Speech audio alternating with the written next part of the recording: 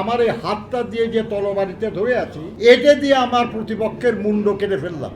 এটা সত্য কথা যে আমি আমার শত্রুর মুন্ডপাত করেছি, তাকে হত্যা করেছি, এবং তার হত্যার ফলে আমার বিজয় সূচিত হয়েছে। এই নিয়ে কোনো সন্দেহ নাই। এর জন্য তার সমস্ত প্রশংসা আপনাকে আমি করতে রাজি আছি, হাতকে করতে রাজি আছি। কিন্তু যে পা তাকে সেখানে নিয়ে গেল, যে চোখ তার শত্রুকে চিনিয়ে দিল, যে মস্তিষ্ক তাকে এই বুদ্ধি দিল যে কখন কিভাবে শত্রুকে আঘাত করতে হবে, তাদের কারো কি কোনো গুরুত্ব নাই? তাদের এই অংশগ্রহণের কোনো মূল্য নাই? আমরা বরাবর এটা অগ্রাহ্য করার চেষ্টা করছি। যুদ্ধের ময়দানে তৎকালীন আওয়ামী লীগের নেতাদের দেখি নাই, তাদের কর্মীরা হয়তো দুই চার কিছু ছিল, কিন্তু হচ্ছে বহু গুণ বেশি ছিল সাধারণ মানুষ। কিন্তু দেখা গেল দেশ স্বাধীন হওয়ার পরে সাধারণ মানুষ হিসাবের বাইরে চলে গেল। অন্য রাজনৈতিক দলের যারা সমর্থক ছিল তারা শত্রুর মতো হয়ে গেল। শুধুই আওয়ামী লীগ হলো মুক্তিযুদ্ধের শক্তি, মুক্তিযুদ্ধের পক্ষের শক্তি, মুক্তিযুদ্ধের বিজয়ী বীর, হ্যান ত্যান ইত্যাদি আর কি।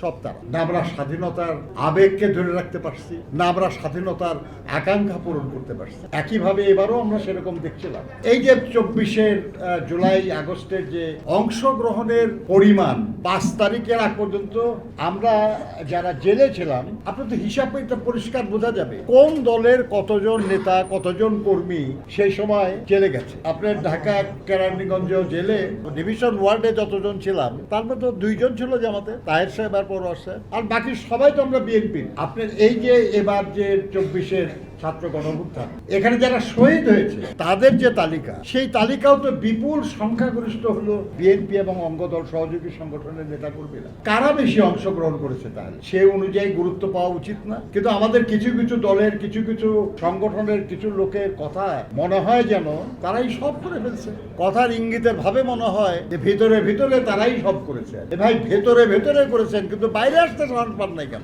আমরা বাইরে এসে তো জেল কাটলাম, আমরা তো বাইরে এসে খুন হলাম, বাইরে এসে আমরা আহত হলাম। আপনারা তো আরো 2 বছর আপনারা ওই ভিতরে থেকে থেকে লড়াই করতে পারতেন।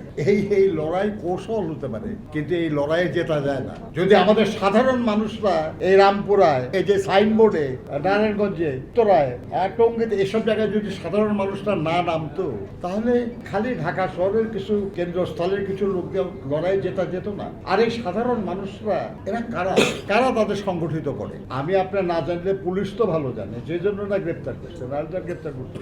এই জিনিসগুলো আমাদেরকে মনে রাখতে হবে। আর আন্দোলনকে বা আন্দোলনে অর্জিত বিজয়কে বিভিন্ন দিকে প্রবাহিত করার নানা অপচেষ্টা চলবে। সেই অপচেষ্টাকে মোকাবেলা করতে হবে, কারণ আমাদেরই বেশি মানুষ গুম হয়েছে, আমাদেরই বেশি সহকর্মী খুন হয়েছে, আমাদেরই বেশি সাথীরা অত্যাচার নিপীড়নের শিকার হয়েছে। কাজেই তাদের দিকে তাকিয়ে, তাদের স্মৃতিকে মাথায় রেখে আমাদেরকে এই যে আন্দোলনের ফসল, এই ফসলটা জনগণের কাছে পৌঁছে দিতে হবে।